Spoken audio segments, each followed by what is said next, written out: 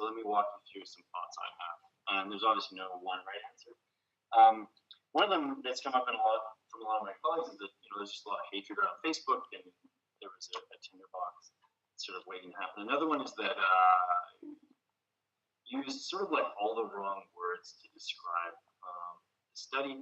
So we heard mentions of A/B testing, for example. A/B testing sounds great. A/B testing, that sounds like it should be done.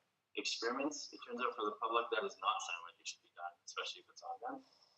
So I realized that chemists, I don't know if you ever noticed, chemists, they never talk about chemicals. Chemicals are bad. You need to keep chemicals out of your body. Keep them away from your kids. They talk about reagents and compounds.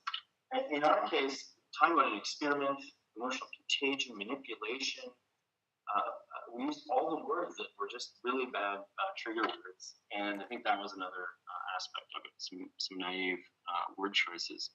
But another source we can look at are those emails I received. So I received hundreds of them. In fact, I could tell where the sun was by where I was getting email from. They would just go around the world.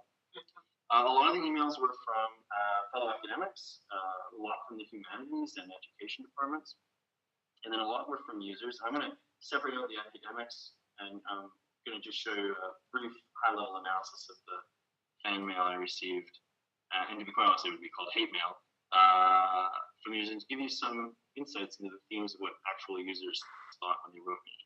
And these are to me, but my colleagues received a lot, but also Cornell, the president, my chair, all received a lot of email about this.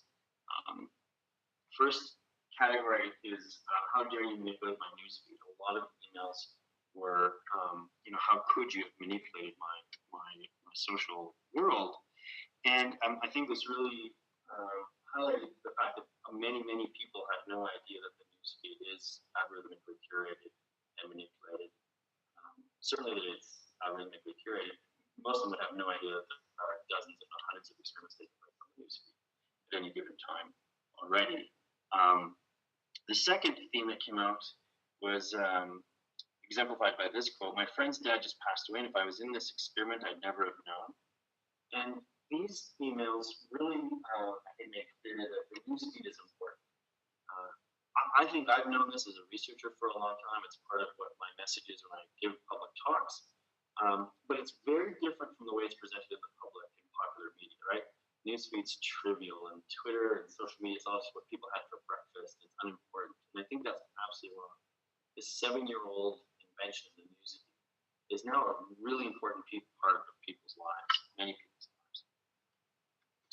Emotions are distinctly important. I don't have one good single quote here, but that was something that came up again and again around this idea of like, don't engage in mind control. It quit trying to control me, and my emotions are my own. And I think this is actually really clear that people feel that they belong to themselves. And the last is, a lot of people actually want to know if they were in the experiment. And this sort of highlights a fourth category, which is that kind of ironically, big data experiments are really personal.